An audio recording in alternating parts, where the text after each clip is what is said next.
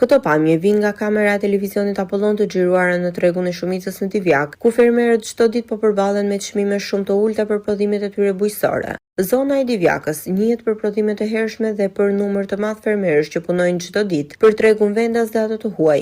Megjithatë, ky vit ka nisur me probleme serioze në shitjen e prodhimeve, pasi mjetet e mbushura nga parcelat nuk po gjejnë treg në pikat e shumicës. Sipas fermerëve, çmimet janë shumë të ulta se shpenzimet e prodhimit. Jashtë kamerës ata shprehen se produktet e tyre shiten me çmime minimale.